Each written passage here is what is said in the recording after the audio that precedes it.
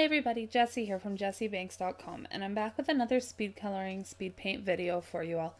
This time I'm using Queen of Hearts. It's from Hanalin Art, and I've printed her off postcard size. She's slightly smaller than 6x4.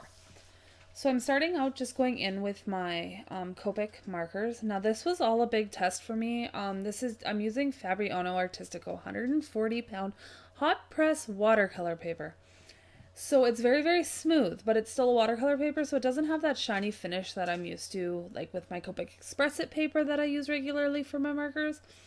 And I wasn't exactly sure how my markers were going to work on it, so I was kind of hoping and praying all through the skin tone, and I was actually very pleasantly surprised with how my colors blended, and it worked fairly well considering it's not exactly marker paper. So this is basically my standard skin tone. I did leave out my E04 for my darker points because I am going to go back and go over most of this with watercolor paper with watercolors when I finish. It was just something new to try. I'm kind of mixing different things and seeing what I like and playing with everything, and I want to get a larger set of artist grade watercolors, so I've been playing with what I have. And lots of them are artist grade. I have like Core watercolors, and I have a few Daniel Smith watercolors. And then I have a set of Winsor and Newton Cotmans, just like a travel pan. I think there's 16 colors in it. Now I'm just going in and working on my hair. I didn't leave the marker caps in for this, but I used the E70 range, and it was E70, 71, and 77, I do believe. So I'm just doing it like I would standardly color with my markers. There's a lot of hair on this image. I honestly was very surprised with how much hair there was on this image. You know, you're printing something off and you're like, hey, that won't be bad. And then it's like a culture shock when you get to a certain point in it. Yeah, that was this hair. I do really like her images. To blow up in color like this, it was super awesome. I'm not sure I would put them on a card per se, but I might. I don't know. I didn't really think about it that much. I bought it with intentions to color it at this size, so. But I do really like her images, and her artwork is lovely. I like the thick, bold lines. I think it's beautiful, so. And it's funny when you get into images like this, they look very, very simple because of those big, bold lines. And then when you start coloring them, you realize how many little things are actually in here, like the little hearts coming off of her eyelashes, and that her eyes aren't completely filled in. So you have to build basically the entire iris and pupil of the eye. It's just got the round circle, and then the butt ton of hair. There's a ton of hair on this.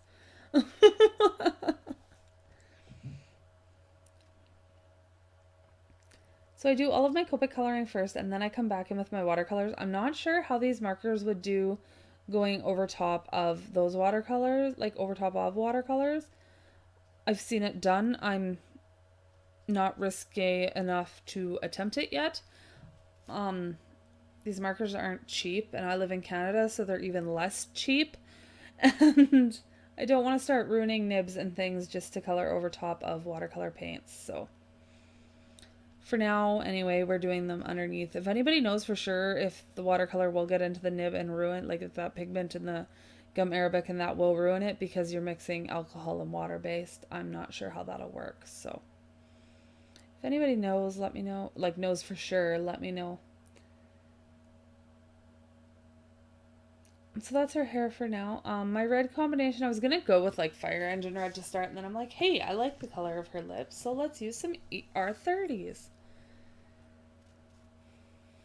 And this takes time. There's a lot of red coloring in here, so I'm going to stick you guys on fast forwards through the rest of this, and I'll come back when we get to adding the watercolor over top, because for now we're just doing standard Copic coloring. I'll talk to y'all in a few minutes.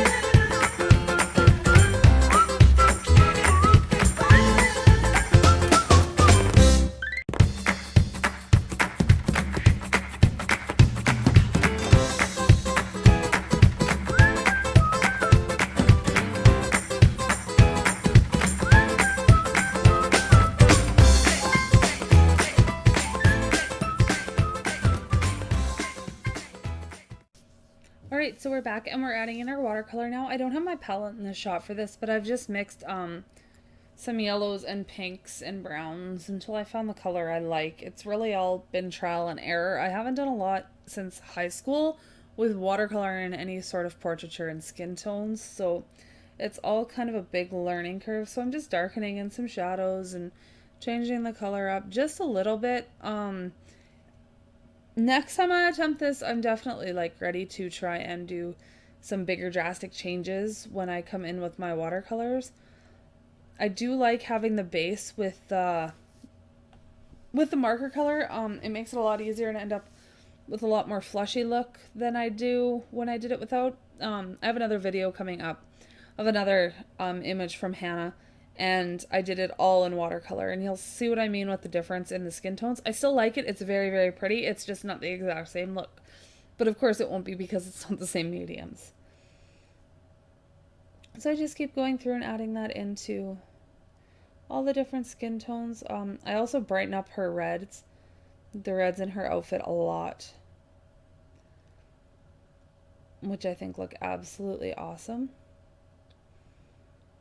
And then I add a bunch to the background and stuff. So it's just little things and kind of fixing what I wanted. And it's the first attempt at this, so it's very, very new and it's very, very basic. And hopefully it'll evolve and I'll keep enjoying it. And we'll see what happens. I can't wait to buy a larger set of watercolors. I'm really hoping to get my hands on the 48 set of the Schmincke watercolors. So that would be uber exciting. I would do like a gigantic happy dance, but I'm rambling now, so I did add a little bit of Payne's Gray to my red to give me more of an actual shadow color than just a really, really deep red, and I like what that added to it. You'll see the big difference comes here soon. I'll wash over the very, very light part with a pretty bright red, and it makes a giant difference in the color tone of the red, and I'm super happy with it. I think it looks splendid. I'm a little biased though because I painted it, so.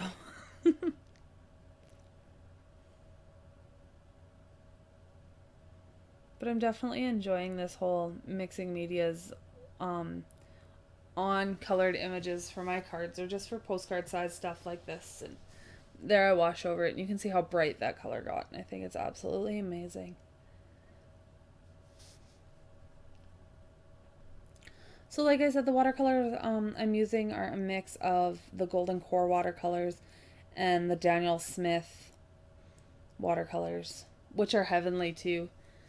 I like both of them a lot, so I have an 18 well palette that I've got them in, so I really, really enjoy them. I have found that, contrary to what my Cotman watercolor set says, I don't actually use a lot of white, even though it's almost gone. I let my niece play with it, and she likes mixing white with all of her colors to make them pastel-y, and then they're pretty. So I do believe I'm finished up with that. Now I'm just adding a little bit of a more golden yellow color to the yellows.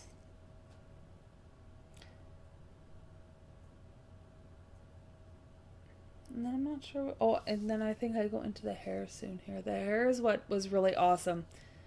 I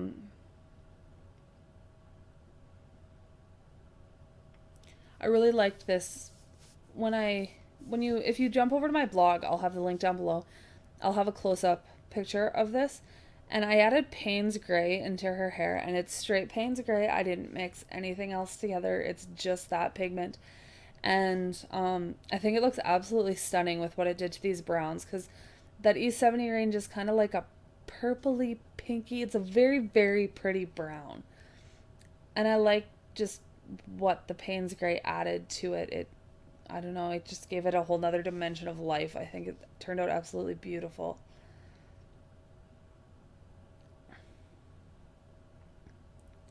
So yeah, we're going to go through and finish the hair, and I'm going to add some teals and blues into the background. And that's all I did for the watercolor. So I hope you guys enjoyed it. Again, if you have any questions or anything to let me know, definitely leave a comment down below. If you enjoy watching my coloring speed videos, definitely like, comment, and subscribe. I'd love for you to subscribe. Links to my social media, including my Patreon and my Etsy store, will be down below, as well as a direct link to this image. And I hope you all have a wonderful day, and I'll talk to you soon. Bye for now.